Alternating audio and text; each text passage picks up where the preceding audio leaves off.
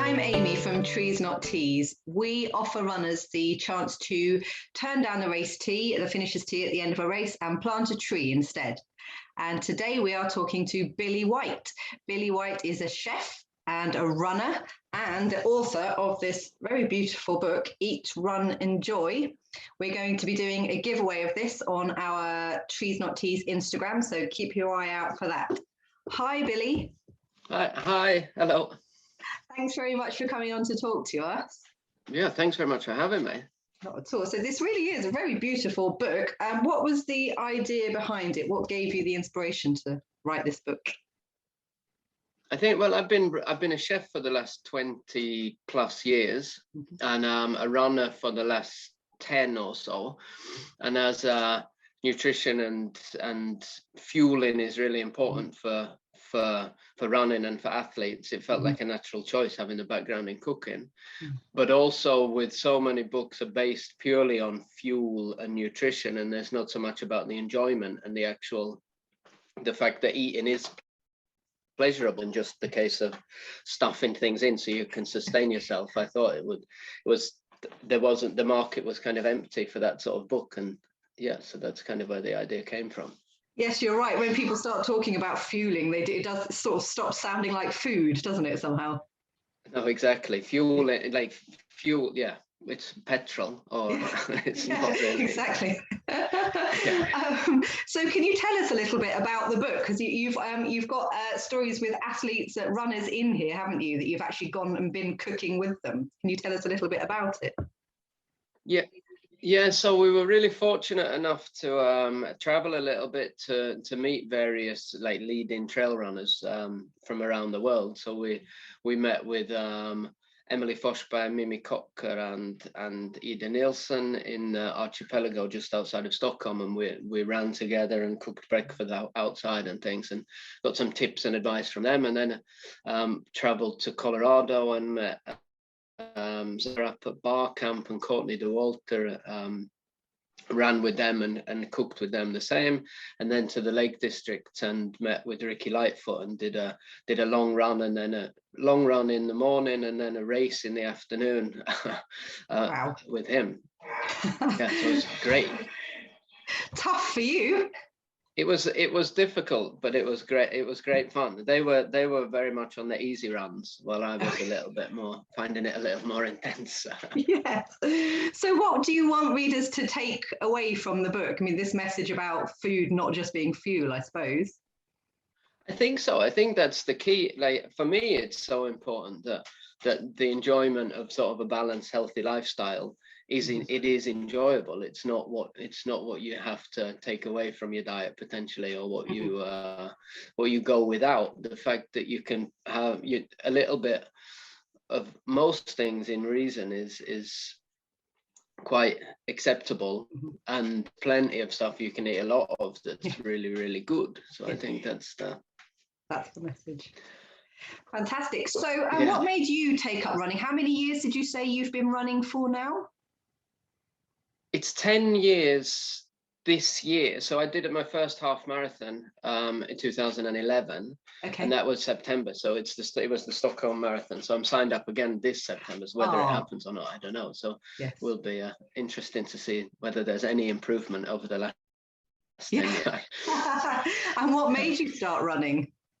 I mean, I've been working in the restaurant industry already for some years, and the lifestyle. I'm from York, and I lived in London for many years before I moved out here to Sweden. And I was a little overweight. The lifestyle in the kitchens was not conducive. It wasn't particularly healthy. So I was a little overweight. I was in my early 30s, or just turned 30, and it was time to sort of make a little bit of a lifestyle change. Sure. Yeah. So you said that Stockholm event, have you done many other events? Have you done a lot of sort of half marathons, that kind of thing? I've done a couple of half marathons. I've done a lot of races over various distances. So ranging from sort of 10Ks up to 100-mile races. So I prefer longer things. Is a little bit more interesting, and certainly off-road rather than on-road. Right. I think it's fun to try all sorts. I think it's for a few years I sort of put myself into the category of a trail runner, but now I think I'm just a runner. I think it's fun to run on track. Is kind of fun for the old legs to turn them over a little bit, but also longer things I think is the most enjoyable. Okay, that's your thing. So it sounds like you have done a lot of events. So how's your running T-shirt collection, your finishers T-shirt collection? It's not so big at the moment. It used to be. Unfortunately, I gave some away. I've worn a few out over the years as well, and now I've stopped taking them. So Have you? Yeah. Right. Okay. Yeah.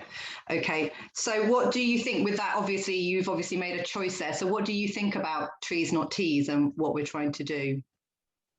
I think it's fantastic. It's a really good initiative from for that perspective where there's so many runners, and the more serious you get into running, the more races you run, the more T-shirts you have, and you can end up with dozens without even thinking about it. And of course, if you've got, I ran the Lakeland 100 a couple of years ago, and I've run the 50 a few times. Those T-shirts, I mean, they've got an enormous value, so there's nothing to take away. But when you get a local 10k T-shirt that probably costs less than £1 to produce, and the quality is terrible, and I don't think there's much place for them. But I can also appreciate that everybody has their own. If you're proud of running, whatever you're proud of running, and if you're going to intend to use the T-shirts, absolutely. But in my case, I potentially have too many, and definitely don't need any more. No, well, and I totally agree with what you're saying. It's about the choice. It's about offering the choice. If this is a special T-shirt for you, then absolutely, you take that T-shirt. But if it's just one that is not going to be used, then that might be the time to make the other choice. So it sounds like if you're already turning down T-shirts, that you have already started thinking about this. So what are you sort of doing to make, or have you been doing things to make your own running feel more sustainable? I think so. I mean, I think it just in life in general, as a family, we've made a decision to travel less. Living in Sweden, and I mean, the pandemic has made that a little bit easier, because there's no choice. Not much choice. But no, exactly. But we live in Sweden. I still, of course, have family in the UK, so it's necessary to travel back a little. Often I'll try and coincide a race in the UK when I travel back, so it doesn't mean for extra travel. And also, I mean, there's some dream races that I would like to do, but traveling by plane is sort of a little bit out of the question, as it is with us as a family in general. We plan to travel one time a year with an aeroplane. The rest of the time we via trains or car if necessary. Okay, great stuff. So as we've been saying as well, obviously there haven't been a lot of events recently, but when things do start happening again, what would you like to see the running events industry doing in this direction? What sort of changes? I think one thing that really got to me, I'll name and shame them, but I ran the Yorkshire Marathon in 2019, and they were giving out water bottles every 5k. And I sort of did a quick back of a piece of paper calculation that it must have been somewhere around 150,000 water bottles that they gave out during the event. And people were just taking 2 sips and throwing them away. And I mean, I didn't. I kept mine with me for the entire race.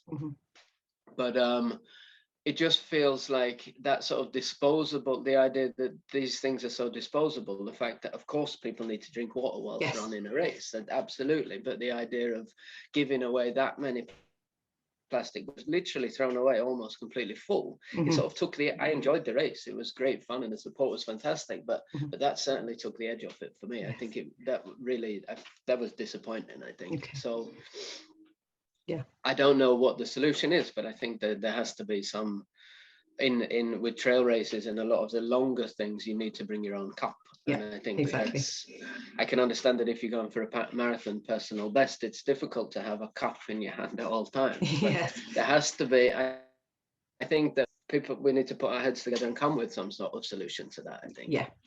Absolutely. Yeah. Have a think about it. Yeah. Thank you. Thank you very much. So I'm just going to come back to your lovely book again now and put you on the spot. If you had to tell us to go away and make one recipe from your book, which one would it be? Oh, that's a difficult It's very question. difficult.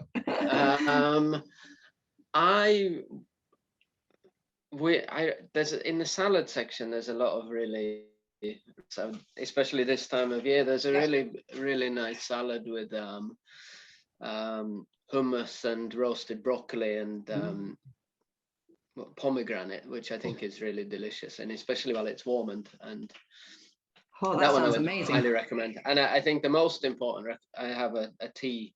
There's a recipe for strong builder's tea. So you can, so that's the one that is definitely the most used recipe ever. Yes, I'm sure it is. Okay, my final question for you then, and again, it is quite a big one. Why do you run? What does running do for you?